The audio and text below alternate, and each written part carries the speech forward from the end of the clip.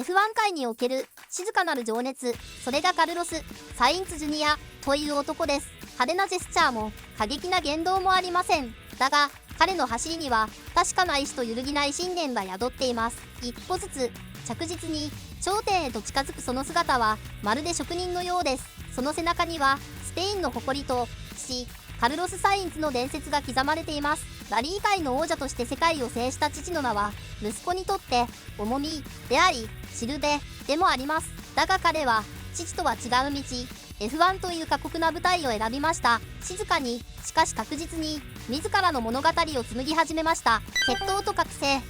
父は WRC 王者カルロス・サインツ、砂塵を巻き上げラリーの頂点を極めた男の背中を幼いカルロスは常に見ていました。勝つために何が必要か、それを言葉ではなく空気で学んだ少年時代。だが彼が選んだのはラリーではなくサーキットでした。同じ道をなぞるのではなく自分の道を切り開く、その決断こそがカルロス・サインツ・ジュニアの覚醒になりました。カートでの才能はすぐに注目を集め F3、フォーミュラルノー、そして GP3 へステップアップします。レッドブル育成プログラムに抜擢されると技術と知性を武器に階段を駆け上がります。2015年トロロッソで F1 デビュー。チームメイトは同じく育成出身のマックス・フェルスタッペン。若き才能が並び立つその瞬間、F1 は新たな時代の態度を感じていました。移籍と成長、職人型ドライバーの進化。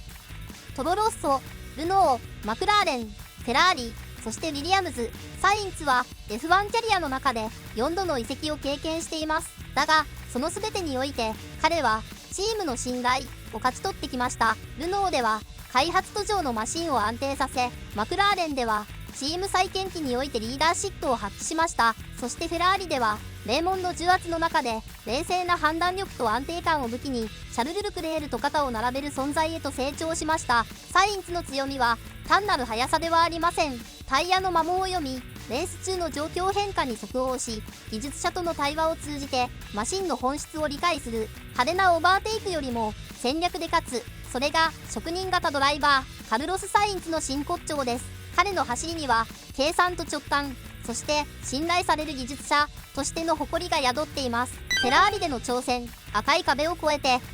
2021年カルロス・サインツ・ジュニアはフェラーリに加入しました。 F1 界で最も伝統と期待が重なる赤いチーム、そこに立つということは単なる移籍ではありません。それは世界中のファンとメディアの視線、そして過去の栄光と比較される宿命を背負うことになります。チームメイトは若きエースシャルル・ルクレール。フェラーリ内でのポジション争いは赤い壁と呼ばれるほどの重圧を生みます。だがサインツは初年度から安定したポイント獲得を重ね、ルクレールに匹敵する成績を残しました。2022年シルバーストングランプリ、赤旗中断とセーフティカーが入り乱れる波乱の展開の中、サインツは冷静な判断とタイヤ選択で初優勝を飾りました。終盤ソフトタイヤへの交換が勝利の鍵となり、チームメイトのルクレールを抜いてトップに立ちました。そして2023年フェラーリが苦戦する中で唯一の勝利をシンガポールで挙げました。そのレースでは終盤に後続を巧みにコントロールし、チーム戦略と自身のペース管理を完璧に融合させた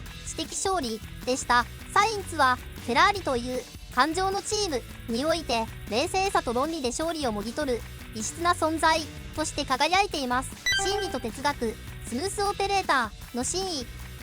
スムースオペレーター、それは彼の無線での冗談であり哲学でもあります。初めてこの言葉を口にしたのは2019年のイギリスグランプリ。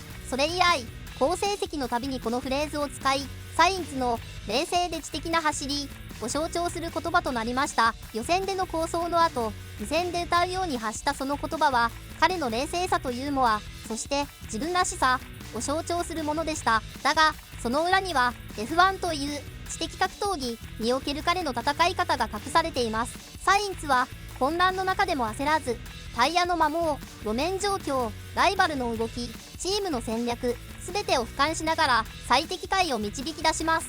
それは瞬間的な判断ではなく、積み重ねた知識と経験による思考の勝利。彼のレースはまるでチェスのように緻密で、一手一手に意味があります。チームとの無線もただの指示ではなく対話であり、技術者との信頼関係の中で戦略が磨かれていきます。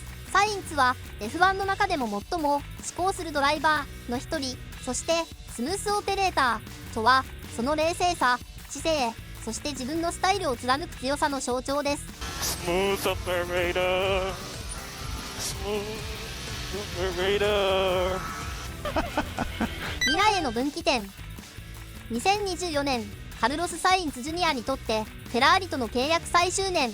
F1 界では契約の行方がドライバー市場全体に波紋を広げます。ルクレールとのコンビは続くのか、それとも新たなチームで新章を刻むのか。サインツのキャリアは今まさに分岐点にありました。フェラーリという名門で築いた信頼と実績は他チームにとっても魅力的な即戦力として映ります。だが彼にとって重要なのは単なる移籍ではありません。自らの哲学、冷静さ、戦略性、そして技術者との対話を重んじる姿勢、そして自らの技術、タイヤマネジメント、レース構築力、マシン理解力。彼はどんな選択をしてもその哲学と技術で自分の道を切り開いていくでしょう。それは父から受け継いだ勝者の精神を自らのスタイルで未来へとつなぐ旅でもあります。ウィリアムズへの新章。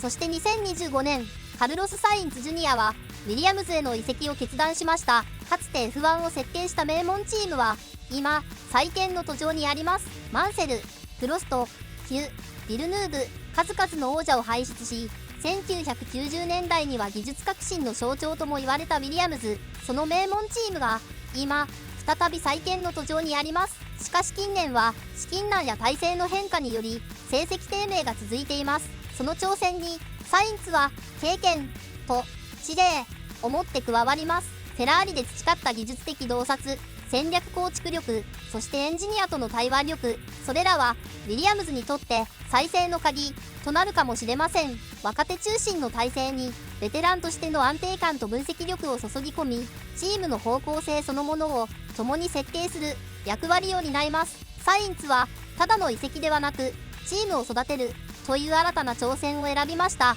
それはキャリアの集大成であり、F1 という舞台での第2の物語の始まりでもあります。記憶に残る走り。カルロス・サインツ・ジュニア。それは記憶に残る走りをする男。派手なクラッシュも劇的な逆転もないかもしれません。だが彼の走りには静かな美しさがあります。一周一周に込められた思考と精度、チームとの対話、戦略の構築、そして冷静な実行。それは F1 という極限の舞台において最も信頼される走りであり、最も尊敬される姿勢でもあります。彼の物語はまだ終わりません。むしろ今、次の章が始まろうとしています。静かに、確実に、そして美しく、カルロス・サインツ・ジュニアは F1 の記憶に刻まれる存在です。ご視聴ありがとうございました。チャンネル登録といいねボタン、そして解説してほしいテーマがあったらコメント欄に書き込んでください。動画で取り上げて解説していきます。